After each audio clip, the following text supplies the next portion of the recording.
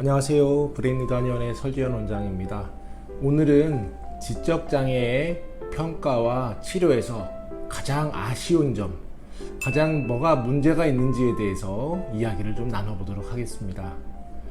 지적장애라고 하는 것은 언어 발달이 느린 아이들이 나중에 언어가 일정 부분 늘었음에도 불구하고 지능 발달이 또래의 발달에 비해 현격하게 차이가 나는 그런 상태를 말합니다.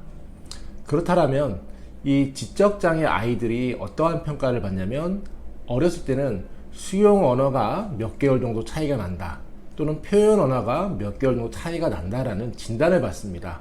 그리고 지능지수가 대략 몇 점이다 라고 진단을 받게 됩니다. 그렇게 해서 진단을 받았을 때 언어치료나 누리치료, 감통치료 등 이런 치료를 꾸준히 받고 1년 혹은 2년 사이로 다시 재평가를 받게 됩니다.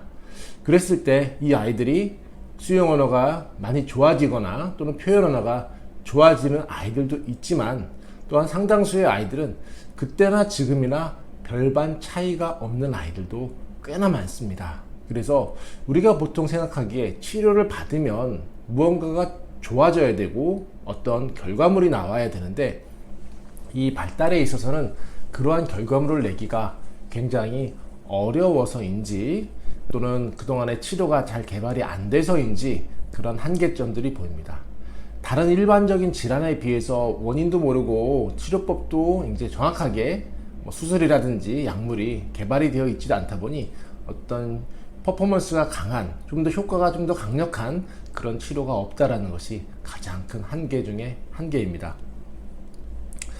그렇다라고 하면 아이의 언어 수용이 느리고 표현 언어가 느렸을 때 어떠한 치료를 했을 때 수용 언어를 높여주는지 표현 언어를 높여주는지에 대한 이야기가 나누어져야 되는데, 그런 이야기가 딱히 없습니다.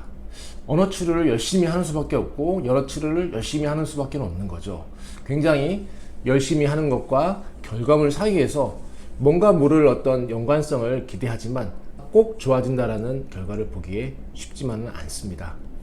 과연 무엇이 문제일까요? 그렇다면 병원에서는 이런 수용 언어가 느리고 표현 언어가 느린 아이가 어느 정도 치료를 받으면 얼마나 좋아질지를 예측할 수 있을까요? 상당히 어렵습니다. 왜냐하면 이 언어 능력을 높이는 거라든지, 또한 지능이 약해서 언어가 느린 거라든지 이런 부분을 얘기할 때는 지능을 높인다라는 얘기를 하는 곳이 사실 없습니다. 왜냐하면 지능을 높이는 치료법이 없기 때문에 지능이 높아지지 않으면 언어가 충분하게 늘어나지 못할 뿐만 아니라 늘어나도 굉장히 기능이 좀 저하된 상태로 늘어나게 되죠. 그렇기 때문에 지능을 높이는 치료가 없기 때문에 언어를 충분히 높이거나 수용 언어를 충분히 개선하는 거에 대해서 확률적으로 조금 더 좋은 아이들이 좋아지고 그렇지 못한 아이들은 안 좋아지는 그러한 결과를 얻게 됩니다. 물론 모든 아이들이 동일하게 좋은 치료 효과를 얻는 건 아니지만, 그래도 상당수의 아이들이 어느 정도 치료의 효과를 얻어내야 하는 것이 맞죠. 브레인 리더에서는 이런 지적장애 아이들이 현재 치료받고 있는 어떤 치료의 시스템이 있죠. 현재 기본적으로 받아야 되는 그런 루틴한 치료 패턴들이 있습니다. 이런 치료 패턴만으로 아이들이 충분히 좋아지지 않는 원인 중에 첫 번째가 지능이 올라가지 않는데, 그 지능이 올라가지 않는 이유 중에 하나는 주의력이 쉽게 좋아지지 않기 때문이고, 두 번째는 이해력이 충분히 좋아지지 않기 때문입니다. 이런 주의력과 이해력이 좋아진다면 아이의 지능이 일정 부분 좋아지게 되는데, 이 치료 자체가 워낙 어렵다 보니까 약물을 통해서도 굉장히 조금밖에 효과가 없고 딱히 다른 약물이 개발되지 않는 현재의 상황입니다. 이러한 것들을 가진 상태로 주변의 치료들을 하게 됐을 때 이런 근본적인 부분들이 해결이 되지 않는다면 아이의 치료의 속도가 느릴 뿐만 아니라 치료의 한계가 명확하게 됩니다. 이러한 명확한 치료의 한계를 넘어가는, 어떻게 보면 선천적인 기능, 안 바뀌는 그 부분들을 높여지는 치료를 하는 것이 중요하고, 이 치료를 위해서 한방치료와 신경인지치료를 하는 목표이기도 합니다. 저희가 하는 치료는 언어치료가 아니고 인지치료가 아니고 누리치료가 아니죠.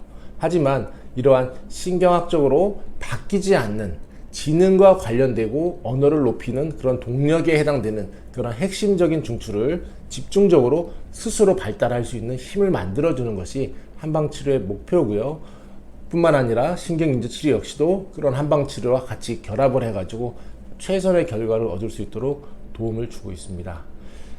이러한 치료가 무엇인지에 대해서 차츰 영상을 통해서 자세하게 안내를 드리도록 할 거고요. 이러한 치료들이 현재 아이들의 지적인 기능 또는 발달에 문제가 있는 아이들에게서 평가가 이루어져야 되고, 주기적인 평가와 호전이 되어가고 있는 경과를 파악하면서 치료하는 것이 매우 중요하다라고 한 번 더 말씀을 드리겠습니다. 오늘은 발달장애, 특히나 지적장애 아이들의 평가 이후에 과연 적절한 치료로 이루어지고 있는가, 그러한 치료가 이 평가를 개선하기 위한 어떤 목적을 가지고 있는가에 대해서 고민을 해보는 시간을 가졌습니다. 좀 더 유익한 내용으로 계속 찾아뵙도록 하겠습니다. 감사합니다.